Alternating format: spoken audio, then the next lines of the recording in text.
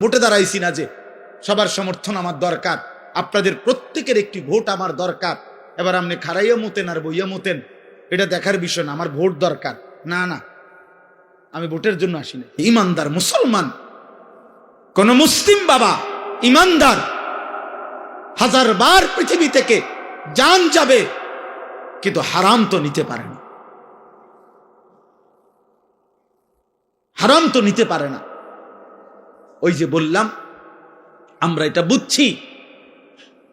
বুঝছি যে সন্তানের টাকা পয়সা, সন্তানের কামাই রোজগারির ব্যবস্থা করা এটা আমি বাবার একক দায়িত্ব। এটা আল্লাহ পারবে না।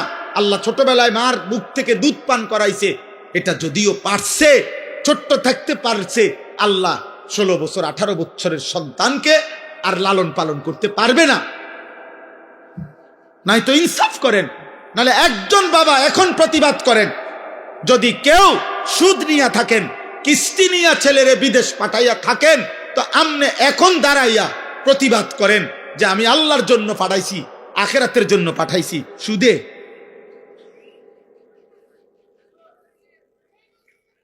বলেন, এখন প্রতিবাদ করেন, এখন বিচার হইব আমার। কিস্তিতে টাকা নিছেন কেন? তাইলে সুদে টাকা নিলেন কেন? আপনি বুঝছেন ওর দুনিয়া যদি আমি না চালাই, আল্লাহ চালাইতে পারবে না। আর কোনো কারণ নেই। অথচ চোখের সামনে এই সেই বাবা, যেই বাবা আজকে 6 মাস ওই বাড়ির ওইতে বেড়া বিদেশের ভিসা দিব, এই বেড়ার কাছে আজকে 6 মাসে মনো 200 বার বুড়া মিয়া লাডি বর করিয়া গেছে, এখন বিশাল লাগিয়া কতবার গেছে, কিন্তু উনার ঘরে উনার 18 বছরের ছেলেটা আজকে 365 দিনে খোদার একটা বছরে কোনোদিন একদিনও ফজরের নামাজ পড়ে না। এত বড় নিকৃষ্ট জানোয়ার মুসলমানের ঘরে ঘুমায়, এই বাবা একটা কাঁদেও না, একটা বার একটা মানুষের কাছে বলেও না, ফুলাটারে একটা বার জিগায়ও না, কিরে আব্বা তুই মুসলমান কিনা সেটা বল। কি বিষয়টা কি বলেন আব্বা, কি বুঝাইতে চাইছেন? আমনে দুনিয়া লুবি নাকি আখেরাত প্রত্যাশী? আমনে বলেন। আপনি যদি আখেরাত বুঝতেন, আপনি যদি কবর বুঝতেন, আপনার ঘরে আপনার সন্তান 365 দিনের এক বছরে কোনোদিন ফজরের নামাজ পড়বে না, কোনোদিনও না। এ মুসলমান।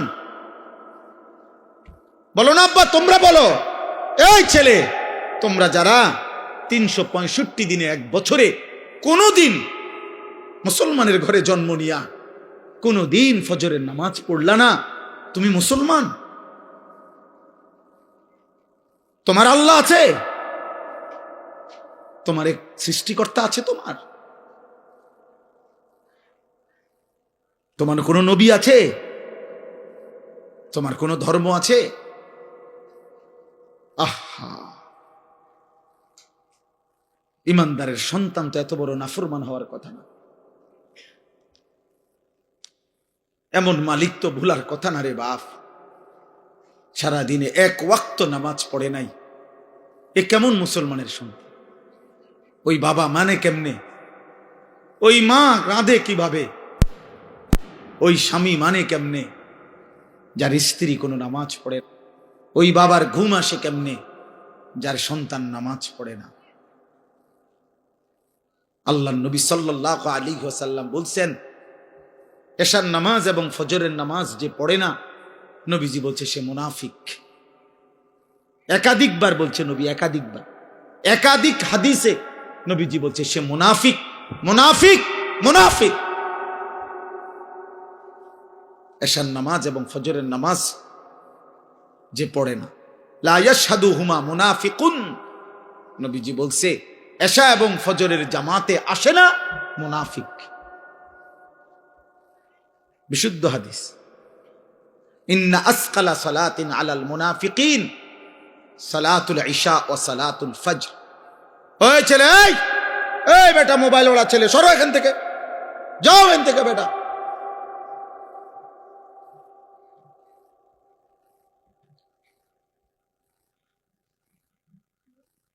জি, একজন শুনলেও কোনো সমস্যা নাই, একজনের জন্যই বললাম। আমি তো ভোটে দাঁড়াইছি না যে সবার সমর্থন আমার দরকার, আপনাদের প্রত্যেকের একটি ভোট আমার দরকার। এবার আপনি খারাইয়া মতেন আর বইয়া মতেন এটা দেখার বিষয় না, আমার ভোট দরকার।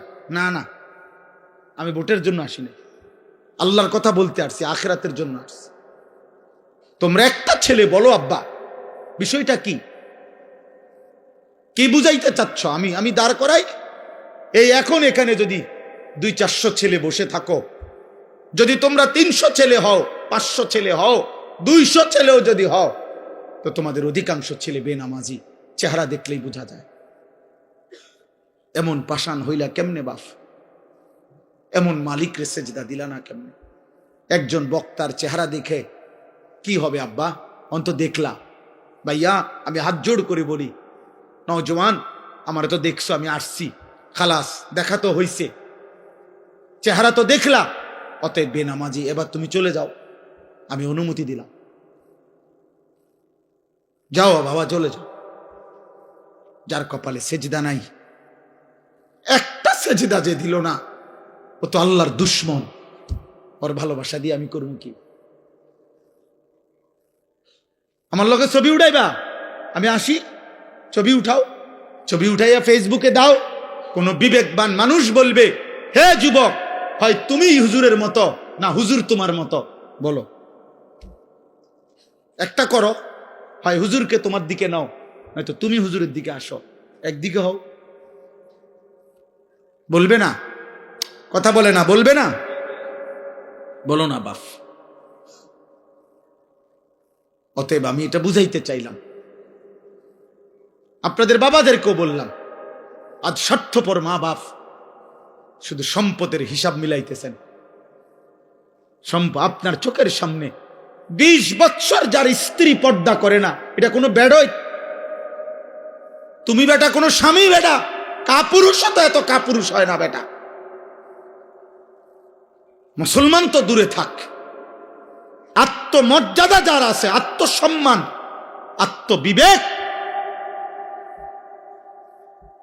তার স্ত্রী বিউজি, বেটি আমার বউ, আমি বিবাহ করলাম, হালাল পবিত্র স্ত্রী আমার, উমার রং চায় রাস্তার বেড হইত, উমা এটা কিতা, আমনি কিতা, আমনি প্লাস্টিক নি, আমনি কিতা আসলে, আমি এটা কি জাতের বেড হইতাম না? আপনার গায়রতে লাগে না? আপনার প্রেস্টিজে লাগে না? আত্মসম্মানে লাগে না? আত্মসম্মান মানুষের শ্রেষ্ঠ নিয়ামত, গায়রত। এটাকে অহংকার বলে না, এটাকে বলে আত্মসম্মান। অর্থাৎ আমার ধর্মের একটা ইজ্জত আছে, আমি এক রবের গোলাম, আমি এক নবী মুহাম্মদ সাল্লাল্লাহু আলাইহি সাল্লামের উম্মত। নবীজির একজন সাহাবী, মাত্র 16 বছর বয়সের যুবক কিশোর, মুসাইলামা কাজ্জাব, মিথ্যা নবী দাবিদার, ওনাকে আটকাইছিল। ভণ্ড এই পৃথিবীতে প্রথম যে ব্যক্তি নিজেকে মিথ্যা নবী দাবি করছিল, নবীজির জামানার শেষে, ইন্তেকালের পূর্ব মুহূর্তে, মুসাইলামা এই নিকৃষ্ট কাফের বেঈমান নবীর ওই সাহাবী, কিশোর সাহাবীকে আটকায় ফেলছিল, বন্দি করে বলছিল, তুই শুধু একবার বলবি আমি মুসাইলামা আল্লাহর নবী। উনি বলছে আমি 1000 বার বলবো আনতা কাজ্জাব, তুমি মিথ্যাবাদী। বাল মুহাম্মাদুন রাসূলুল্লাহ, বরং মদিনার বন্ধু আমার মুহাম্মদ, তিনি আল্লাহর রাসূল। আমরা কিতাবে পড়ছি মুসাইলামা এই সাহাবী 16 বৎসরের, এই বাবা শোনো, 16 বৎসরের এই সাহাবীকে শরীরের একটা একটা অংশ টুকরা টুকরা করে কাটছে, হাত, নাক, চোখ, কান, জিহ্বাটা কাইটা, সারাটা শরীর কাইটা কাইটা। খোদার কসম, আমি উর্দু কিতাবে পড়ছি, এভাবে গোশতের টুকরা যেভাবে পিস পিস করে, এরকম গোশতের টুকরার পিস পিস করে এরপরে ছিন্ন ভিন্ন করে ছিটাইয়া ফেলে দিছে, ওনাকে শহীদ করে দিছে।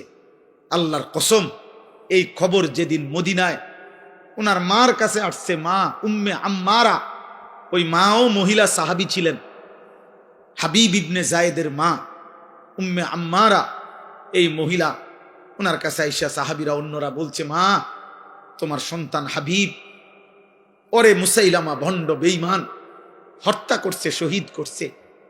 তোমার সন্তানের একটা একটা টুকরা শরীর পিস পিস করে করে ফেলছে, কিন্তু তোমার সন্তান শেষ মুহূর্ত পর্যন্ত নবী মুহাম্মদকে রসুল বলছে, আর ওরে মিথ্যাবাদী বলছে, কাজ্জাব বলছে, কাজ্জাব।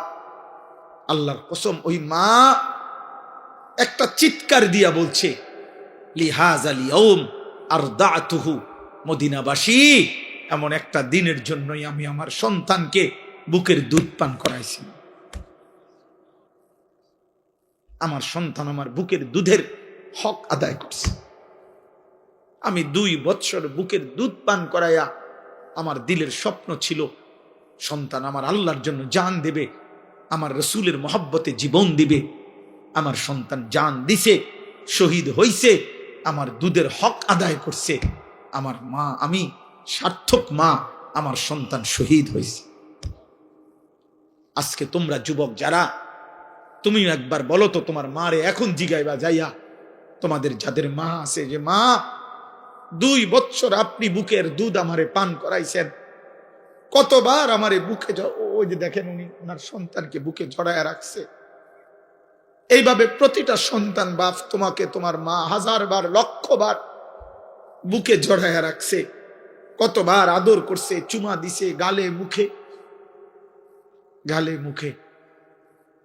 সেই ছোট্টবেলায় বাবা কতবার আদর করছে, কত জনের দেখাইছে, আমার ছেলেটার একটু হাত মুছা দেন, দোয়া করে দেন, আল্লাহ যেন আমার ছেলেটারে মানুষ বানায়। কত মা কত স্বপ্ন দেখছে, খালার কোলে দিছে, ফুফুর কোলে দিছে, দাদির কোলে দিছে, নানির কোলে দিছে, ওই ঘরের মার কোলে দিছে, বুবুর কোলে দিছে। আমার বাচ্চাটারে দোয়া করে দেন, দোয়া করে দেন, বলে দেন, মুছে দেন, ছুঁয়ে দেন। আমার আব্বা, তোমরা বলো তোমাদের মা 2 বৎসর দুধ পান করাইছে 16 বৎসর বয়সে, এই জন্য যে তোমরা 16 বছর বয়সে, 18 বছর বয়সে রাত দিন মোবাইলে উলঙ্গ ছবি দেখবা, নর্তকী দেখবা, নারী দেখবা, জিনার ব্যভিচারের দৃশ্য দেখবা, একটা সেজদা দিবা না, 1 ওয়াক্ত নামাজ পড়বা না, আল্লাহকে একটা বারো ডাক দিবা না। এই তো ছিল তোমার মায়ের স্বপ্ন না? হায় হায় নাফরমান, করলি কি? মায়ের দুধের এত বড় বেইজ্জতি করলি,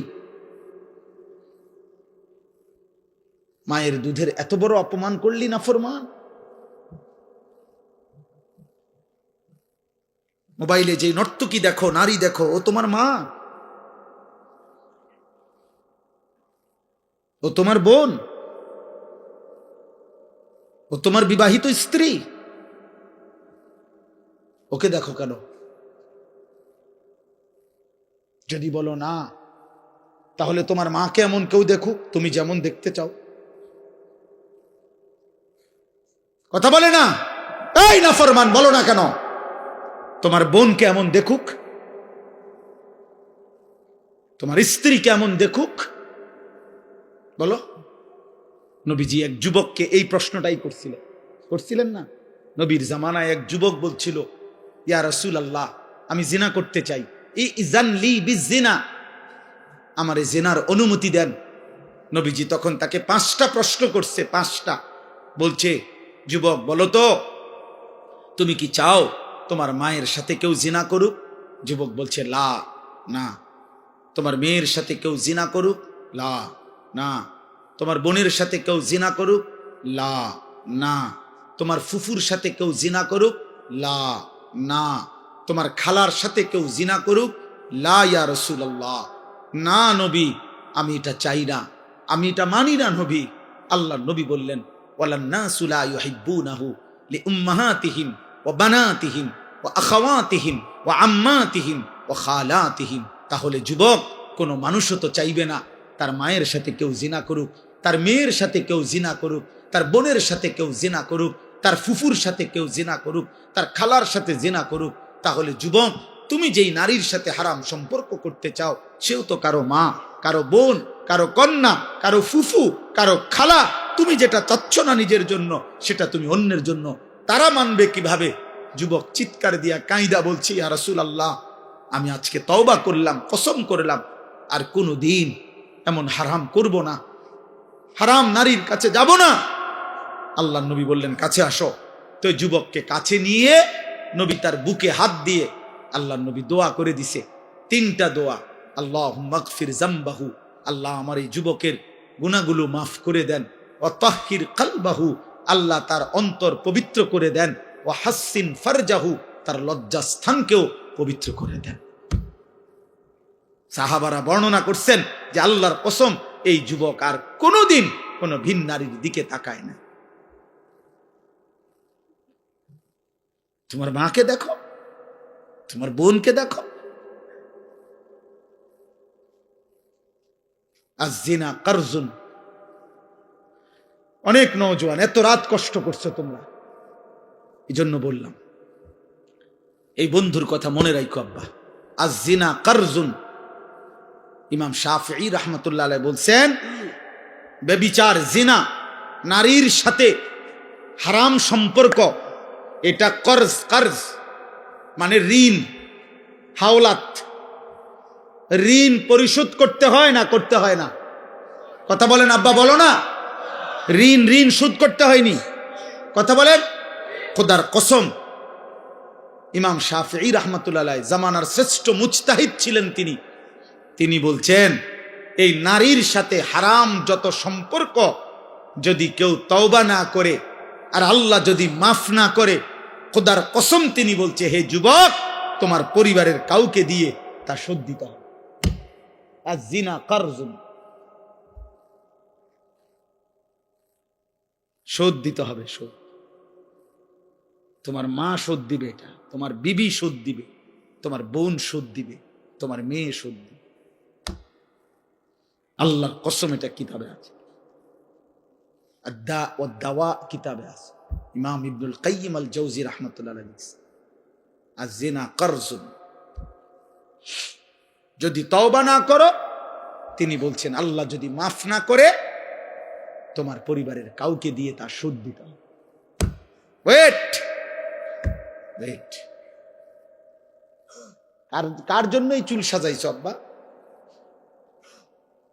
এই যে মুশরিকের মতো যারা চুল রাখছো, কাকে দেখাইতা এটা? এই যে সামনের এত বড় চুল, এই ঝাঁকড়া চুল, ডান দিকের এই চুল, বাম দিকের, কোন নর্তকীরে দেখাইতা না জোনায়েদ বাগদাদিরে দেখাইতা? কোন রাস্তার বেহায়া নারীকে দেখাইতা? সিনেমার নর্তকীরে দেখাবার জন্য? কোন হারাম অশ্লীল বেহায়া কোন নারীকে? তো ও দেখলো, তো এরপরে কি হবে? এরপরে কি হবে বলো না?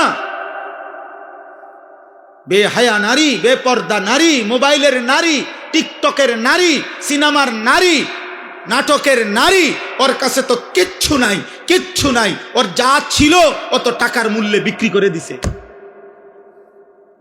অত পয়সা মূল্যে জীবন বিক্রি করে দিছে, যৌবন। ওর কাছে আছে কি আর? তুমি আর পাইবা কি সেটা? ও তো তোমার জন্য সাজে নাই, ও তো টাকার জন্য সাজে। ও তোমার জন্য নাচে না, ও টাকার জন্য নাচে। ও তো তোমার জন্য গায় না, টাকার জন্য গায়। ও তোমার জন্য অভিনয় করে না, ও তো টাকার জন্য অভিনয় করে। ও তো নিজেই বলে, আমি একজন অভিনয় শিল্পী, আমি মূলত আসল কিছু না, আমি অভিনয় করি। অভিনয়। আমি ধোকা দেই, ধোকা নাকি বলেন ভাই? মুজিব ভাই কর অভিনয়, হে নিজে কয় নাই? সেই তো বলতেছে আমি অভিনয় শিল্পী, আমি অভিনেতা, আমি অভিনেত্রী, মানে আমি অভিনয় করি, আমি ধোকা দেই, আমি আসল না, আমি আসল না।